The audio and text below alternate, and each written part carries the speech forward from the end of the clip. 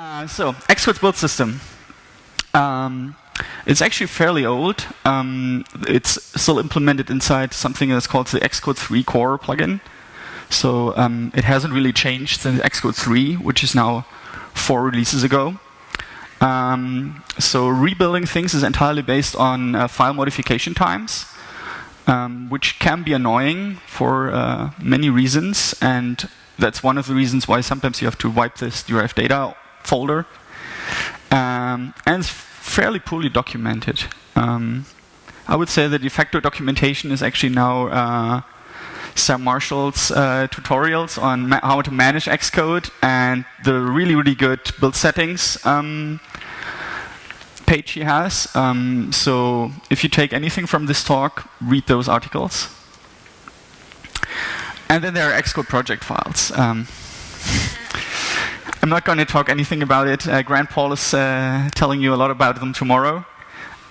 So watch that, but yeah, they're also problematic. So how does CocoaPods interact with Xcode's build system? Basically, we have 3 points where we touch Xcode. One is the pods project, which we generate.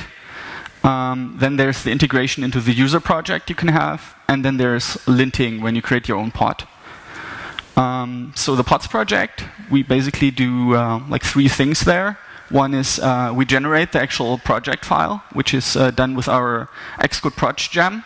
The next thing is the project has targets for all the pods, and then we generate xcconfig files, which are part of the integration into the user project then. This is probably a little bit too small to read, but I have another slide where we can see more details. So anyway, this is the private xcconfig, which is basically defining the build settings for each individual pod. And if you're not familiar with it, xcconfigs are basically a way to pull out build settings outside of the project in a much more readable format. So that's already a way to get around of some of the opaqueness of Xcode projects, which we use. And basically there are 3 things in there which are important. One is the preprocessor definitions. The other thing is header search path and the linker flags.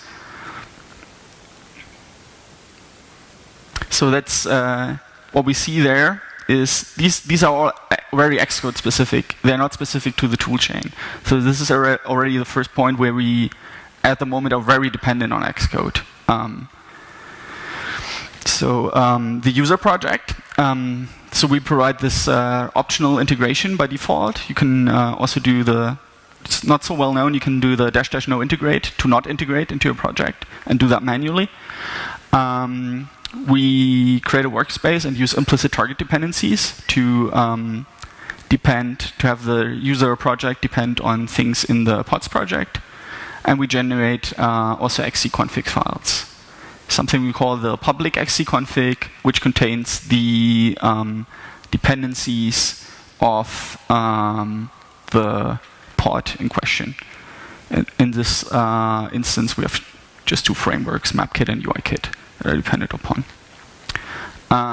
Something interesting here that pops up every now and again as an issue for people is the xcconfigs are actually just basically a default. Once you go into the Xcode project and change your linker flags, for example, the settings will be copied from the xcconfig. And if at any point later you change something so that the xcconfig is changed by CocoaPods, it's not going to affect your project anymore, because that's not how Xcode works, unfortunately. And oh yeah, you can see if you go into the build settings and the other LD flags, for example, they are bold. That means you have made custom settings, and you can just hit delete to remove them, and then the xcconfig applies again. So the other thing we do for integration into the user project is we create a couple of additional build phases. One of them is the check pod manifest.log, which just checks if your pod installation is up to date. We add frameworks to the target dependencies. And we also add this embed pods frameworks phase and copy pods resources. They are basically the reason why we don't have this watchOS problem. So we don't use the framework embedding that Xcode uses, but we do the embedding manually for several reasons. Okay, and then there's also linting, finally, where we integrate with Xcode build, and that's just shelling out to Xcode build.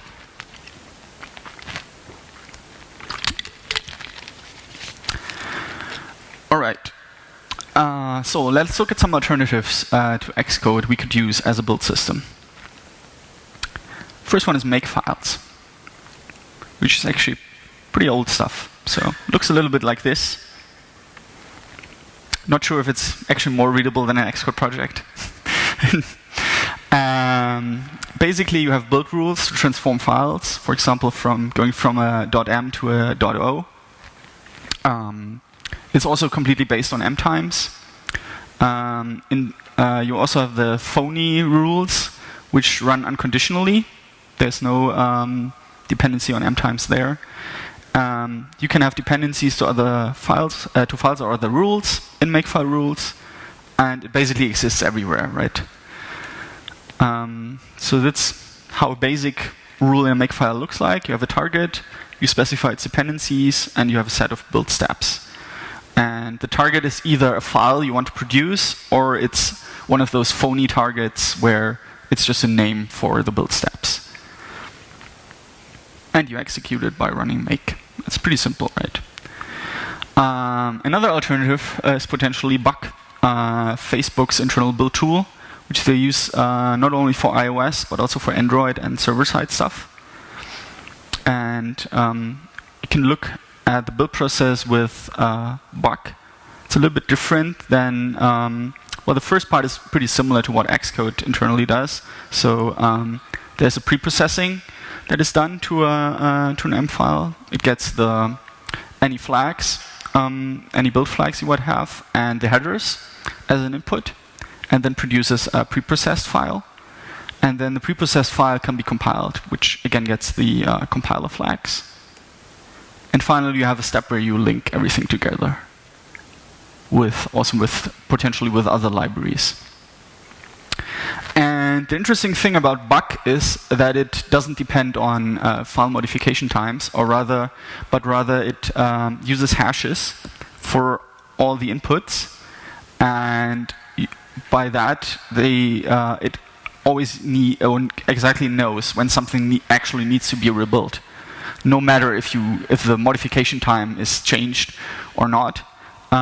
So it basically hashes all the metadata you might have, your preprocessor flags, your headers, and the file. And then it knows if it needs to preprocess. It does the same basically for the compilation step. And finally, there's also the same hashing going on for the linking step. So it exactly knows all the inputs and outputs of every file, and also if it has changed, which means it does a much better job also at caching stuff. So in addition to being a little bit more flexible, it's also much faster. And you get no more derived data nonsense. You can install it with Homebrew, like this. And it has a quick start command where you can create a project. You say the type is iOS and a destination, and then you get a project, and then you can build it. And in the end, you get an app as the result, or a library that also exists as a potential build product. And what's interesting, if you run the first time, it's maybe a little bit faster than Xcode, but not really that much. So for the demo app, in this case, it took 2.5 seconds to build it. But if you do a second build, where you don't change anything, it basically takes 0 time, because it actually knows, okay, everything is there. I know that I don't have to do anything. Whereas Xcode would usually still link stuff, and there's also many reasons why Xcode would redo things that Bug wouldn't do. So you get faster iteration time. So how does a Bug project basically look like? So there's the thing called a Bug file.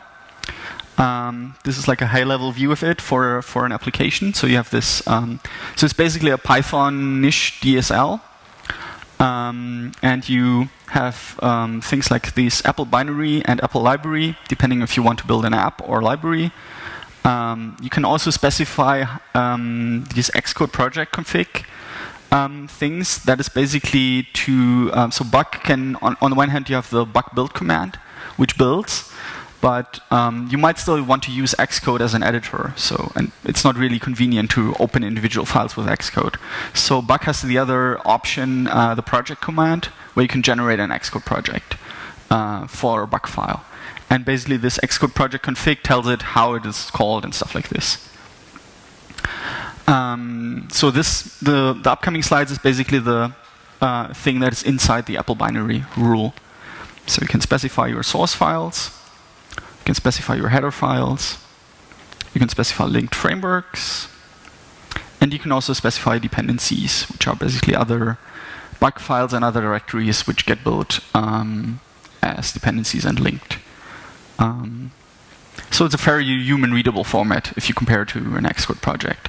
And actually not that different from a pod spec, if you look at it. We also have headers, we have dependencies, we have source files, and the linked framework. So it's relatively similar. The syntax is a little bit different, but you can see a lot of similarities. One sad thing is Bug at the moment doesn't support Swift. So it's actually not a good fit to bring the Swift support to Linux. But it's still interesting. It would be an interesting option in CocoaPods as a build alternative. All right. Let's have a look at the plan on how we want to implement the separation. Basically, at the moment, I have started with this first step, which is prototyping with plugins. If you're not familiar, so CocoaPods has a pretty good plugin API where you can extend it very easily. And so in the first part, we don't actually have to change CocoaPods, but we can create a plugin that can create make files or bug files or whatever. To first find out where are the similarities in terms of the integration, where the difference is. And then we can create an abstraction for the build system. Then comes the most critical part, the mapping for build settings, because the build settings are completely based on Xcode at the moment. So things like, for example, the GCC preprocessor defines a thing we saw earlier in the xconfig. We have to basically transform that to whatever flags we have to put to give to the compiler. And then something else happens, and finally profit. So another thing we have to do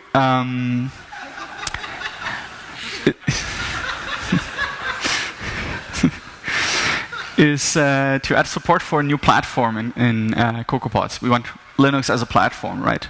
And with that, we actually have pretty good experience now because we added watchOS a couple of weeks ago, and as the newest thing, tvOS. And here you can see the pull request for adding tvOS support. So it's not that much that has to change to add a new platform. And also as a little tidbit, you can already try the tvOS support if you want to develop tvOS apps by using a gem file and using a bundler to install the development version of CocoaPods for tvOS.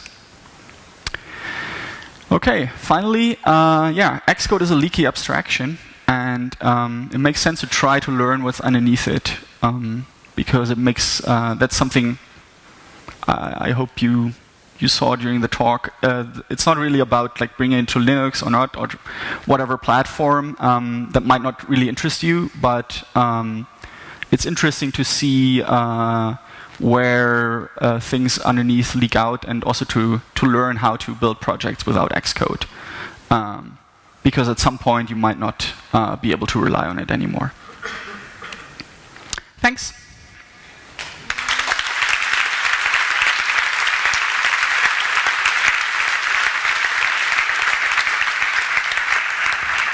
So these are my contact details, and also Contentful is sponsoring some drinks on Friday. There's this Facebook event where you can sign up for it. It's this little bar. Yeah, come and have a drink with us. I guess we have quite some time for questions. If you want, I can also show a demo with Bug, but I think it's not so super interesting because we already saw how it works, more or less.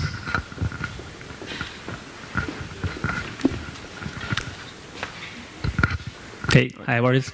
Have you considered the case where Apple will just release Swift for Linux and they will mandate a default build system based on whatever they choose, and then all of your plans do not work? Not really. So I think it's relatively clear that they will just release the compiler. I think that's what they said, and I think that makes sense. I doubt that they will make their own build system for Linux to release it. Maybe there will be some support for make files or whatever, but in the end, I don't think so. And also, quick one. You mentioned, just for clarifying, you mentioned that the build system based on hash of the contents of the file plus the configuration is faster than just checking the M times. Is that the case? No. That's a misunderstanding. What I meant is it's faster because it's more accurate. So it knows when it doesn't have to rebuild things. Okay. Of course, it's not faster to hash than to check the M time. No. Hello, I'm super excited that Facebook continues to provide all of the infrastructure that Apple is failing to provide with Buck, so that's great. It is open source, right? It is, yeah. Yeah, okay, so that's exciting. So presumably we, the community, could help add Swift support. Have you looked into at all what would be required? I mean, a little bit. It seems fairly easy. I didn't get around to really digging in yet, but yeah, it's something what I plan to look into more. Yeah, I don't know. I spent a little while building an incremental compilation script for Swift a while back because Xcode's incremental. I remember that. Yeah, right. And my impression is mostly, I think the delta would be that you'd need to build a Swift module. Yeah. All right. I don't see any more questions. So maybe we can do a little bug demo.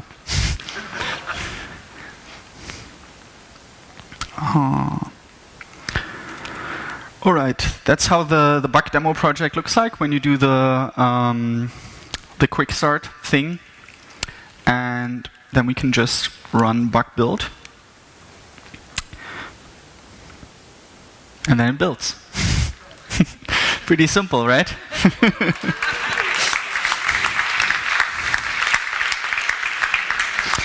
Yeah. What's also nice is that Bug has support for running in the simulator and stuff like this. So you actually don't really have to open Xcode. I haven't really tried that out yet, but we can figure out how it works, I guess. There's a run. Let's try that.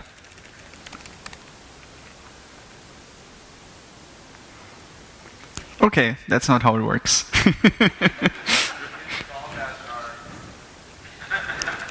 Thanks.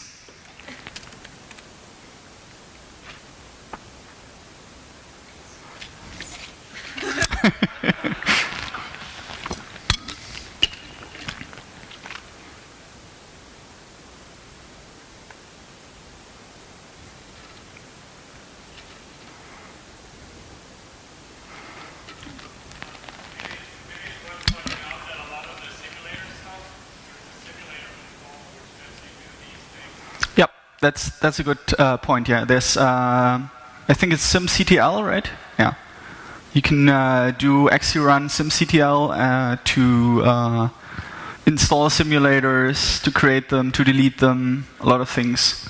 Yeah, it's part of the Xcode toolchain, and you can install apps, reset it. Yeah, that's a good point. It's there's a lot of stuff built into the simulator controller that lets you install apps, delete apps, and create simulators, delete simulators. You can import photos into a simulator and all those kind of things. Yeah. It's not the same as this, but it's a orthogonal thing. Yeah. Yeah, I think in general it makes sense to point out that, of course, Bug also still uses Clang and everything from Xcode. It's not like it's complete own thing. It still depends on stuff from the Xcode application, but doesn't use Xcode build and stuff like this. Yeah, so we have the Hello World app. I guess that concludes this, if there are no other questions or remarks.